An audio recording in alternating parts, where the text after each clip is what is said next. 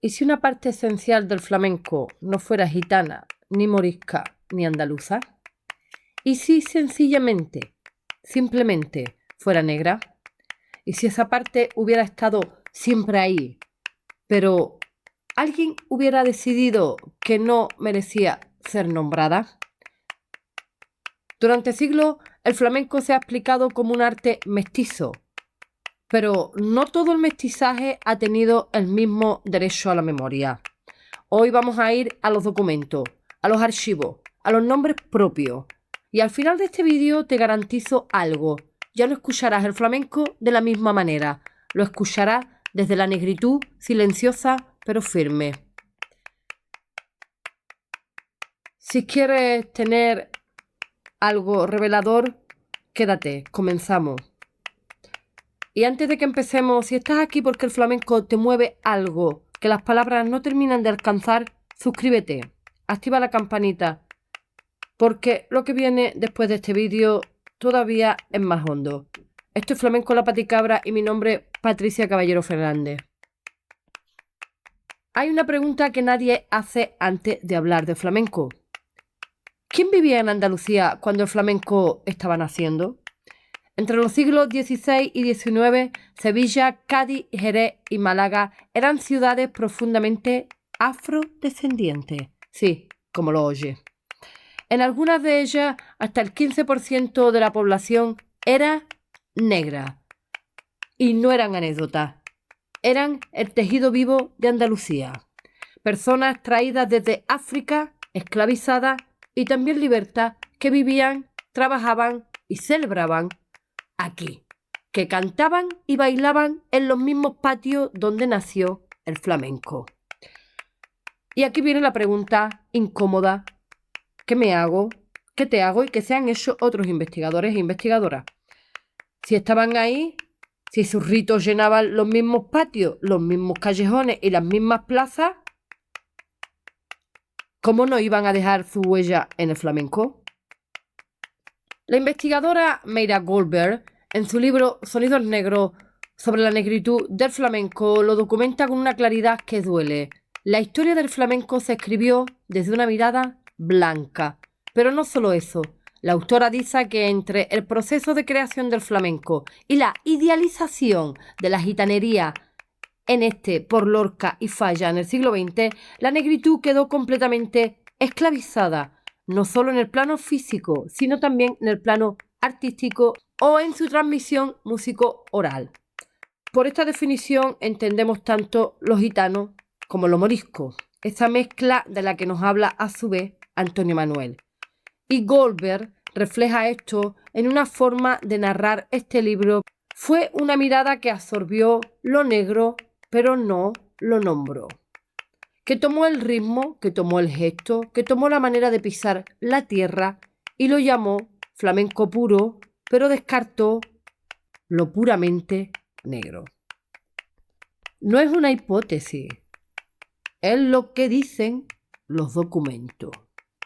En los registros de padrones y libros de bautismo de Sevilla, siglo XVI, aparecen nombres de personas negras y mulatas integradas en la vida social, religiosa y festiva de la ciudad. Participaban en procesiones, en cofradías, en celebraciones populares. Sus cuerpos estaban ahí y sus voces estaban ahí. Pregunta: ¿puede una cultura apropiarse de un ritmo y borrar a quien lo trajo? ¿Puede existir una herencia sin reconocer a quien la dejó? ¿El borrado de la memoria negra en el flamenco fue accidental? Porque fue algo sistemático. Dice Goldberg que hay una imagen estereotipada sobre el racismo como elemento estructural de la sociedad, cosa que el flamenco y otras músicas van rompiendo o van abriendo o van dejando espacio. Cuando el flamenco empieza a escribirse a mediados del siglo XIX, los cuerpos negros desaparecen de los relatos, desaparecen de los nombres y desaparecen de la genealogía. ¿Por qué? ¿Podrías dejarme en comentarios por qué crees tú que sucede esto? Os leo. Y aquí tengo que parar un poco. Sí que con esta comunidad porque tenemos mucho que descubrir sobre la humanidad y sobre el flamenco. Y para ello nos valemos de hecho, del flamenco auténtico, del hondo. Por eso quiero que te quedes con una idea. La paradoja flamenca. Cuando se creía que el flamenco se iba a perder, sencillamente volvió más brillante y más poderoso. Suscríbete, dale a like y dale a la campanita para no perderte nada. Y comparte con gente que quiera sentir el flamenco de verdad, haciéndote preguntas como esta. Ahora seguimos. Las cofradías negras habían celebrado durante siglos fiestas donde cantaban, bailaban, tocaban la percusión y en definitiva compartían y se mezclaban con otras comunidades, con personas, con etnias. Eso está documentado en el Archivo Histórico Provincial de Cádiz y en otros, y en libros de bautismo, en crónicas, donde se recogen esas fiestas populares del siglo XVII y XVIII. ¿Quién decidió lo que entraba en la historia y se quedaba en el olvido? El documental Gurumbé de Miguel Ángel Rosales fue uno de los primeros en recuperar esa memoria. Y fue algo fundamental, algo que tiene que ver con la llamada justicia poética. Gurumbé era el nombre de una danza de origen africano que se celebraba en la Andalucía del siglo XVII. No es gitana, no es árabe, no es paya, es africana. Y sin embargo, en su ritmo, en sus movimientos, puedes reconocer algo que el flamenco hace todos los días. El ritmo no miente, el cuerpo no olvida, aunque los libros de historia sí lo hagan. ¿Por qué se necesitó que llegara al siglo XXI para que alguien dijera esto en voz alta en un canal de YouTube? Si lo que estás escuchando te parece que va mucho más allá de la historia del flamenco, si sientes que alguien lleva siglos ocultando algo que te importa, tienes razón. En Flamenco La Peticabra seguimos abriendo estas capas, decodificando lo que nadie se atreve a decir en voz alta. Y si todavía no te has suscrito, es el momento para seguir haciendo que esto se siga escuchando alto y claro. Esta no es una historia de hace 500 años. Es una historia que afecta a cómo se entiende el flamenco hoy, pero también a cómo se entiende una sociedad, su significado.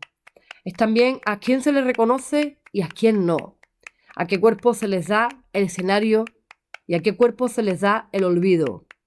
Pero lo interesante aquí es lo que dice Goldberg, la línea que se abre entre esos estereotipos del racismo y las personas que como artistas consiguen trastocar esas imágenes y hacerlas bailar de otra manera, por utilizar un término flamenco, y hacernos entender la realidad de otra manera. Pero la pregunta verdaderamente relevante es, ¿qué se pierde cuando una cultura decide olvidar una parte relevante de sí misma, sea del color que sea, por muy mínima que sea su aportación? Hay una imagen que resume todo lo que hemos hablado. Es de 1900.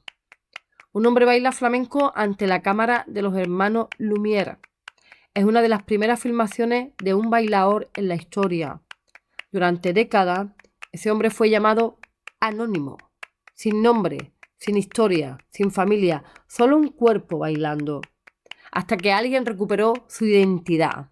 Ese alguien fue Kiko Mora, profesor de comunicación y psicología de la Universidad de Alicante. Ese cuerpo se llamaba Jacinto Padilla y le decían el negro Meri o el mulato Meri. Y durante casi un siglo fue confundido. Se le confundió con José Otero. Kiko Mora afirma que era de origen hispano-cubano, posiblemente de Algeciras y descendiente, hijo o nieto de esclavos libertos. Y su estilo no pertenecía a la escuela bolera de José Otero. Era más flamenco y carnavalesco, concluyó el investigador. Además, también arrojó luz sobre otras figuras de mujeres en esa filmación. Cuestiones que dejaremos para otros vídeos. Era mulato, era bailaor y era flamenco. Y fue el primero en existir en un documento audiovisual. ¿Cómo es posible que el primer bailaor flamenco filmado no aparezca en un libro de flamenco hasta hace relativamente poco? No fue una omisión, fue una elección, un borrado con nombre y apellido. Jacinto Padilla, el Negro Meri, bailó flamenco ante la cámara del mundo que sería imprescindible para el cine siglos después. Y durante 100 años nadie dijo su nombre en voz alta. Hoy hay otro nombre, otro cuerpo y otro acto de desaparecer y no desaparecer al que quiero hacer referencia porque me parece trascendente, relevante y además de una hermosura sorprendente. Yinka Essie Grace, bailaora, coreógrafa y artista flamenca de raíces afro-jamaicanas. Su trabajo The Disappearing Act no es solo un espectáculo, es una arqueología emocional. Es la excavación de una memoria de alguien para no desaparecer. Pero no solo para no desaparecer ella, sino para que no desaparezca el rastro de sus antecesores negros. Para que no desaparezca el cuerpo negro de toda una memoria. Es un acto de justicia poética, de alguien por encontrar su voz en ese río del flamenco del que tanto hablamos. Yinka une el yoruba con el cante hondo, une el tamboreo africano con las palmas de Jerez y mezcla los dos idiomas, no porque sea exótico, sino porque ambos son suyos.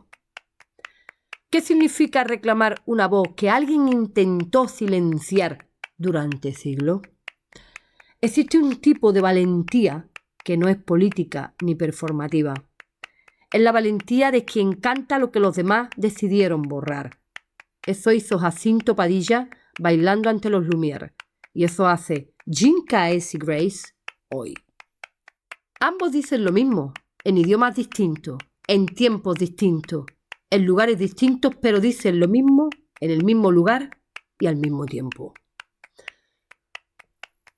Estuve aquí, estoy aquí y no pienso desaparecer. ¿Puede el flamenco ser honesto consigo mismo sin nombrar a sus herencias negras? Házmelo saber en comentarios. Te leo. Reconocer la negritud en el flamenco no le quita nada a los gitanos. No borra lo morisco, ni lo sefardí, ni lo cristiano, ni ninguna de sus partes. No borra nada a lo andaluz. Lo expande. El flamenco no es más puro sin África y sin América. Es más pobre. Porque el flamenco nace del dolor, del desarraigo, de la herida. Y ahí, en esa herida, en la herida de cada una de sus partes, los cuerpos negros y mulatos también estaban. Quizá el flamenco no solo canta lo que fuimos. Quizá también canta lo que decidimos gritar, lo que decidimos decir, pero también aquello que decidimos olvidar, silenciar. Y cuando nombras lo olvidado, cuando dices el nombre del que fue silenciado, el flamenco vuelve a ser lo que siempre fue. Un arte que nace de quien no tiene nada que perder, porque ya lo perdió todo. Un arte que no tiene que perder porque en esa pérdida encontró el camino. Y aquí está la paradoja flamenca, esa que lo hace más brillante y más poderoso. Y también esa gravedad flamenca que hace que todo lo que toca se vuelva flamenco, irremediablemente. Este es el primer capítulo de la serie La herencia negra del flamenco. En cada uno trataremos un pedazo de la historia que no nos contaron. No lo veas solo o sola. Mándalo a alguien que crea que ya lo sabe todo sobre el flamenco. Si este vídeo te ha removido algo por dentro, si sientes que el flamenco es mucho más de lo que te habían contado, suscríbete, activa la campana, dale a like y comenta. Me encanta leerte, saberte y aprender contigo. Porque esta historia todavía no ha terminado. Te veo en el próximo vídeo. Gracias.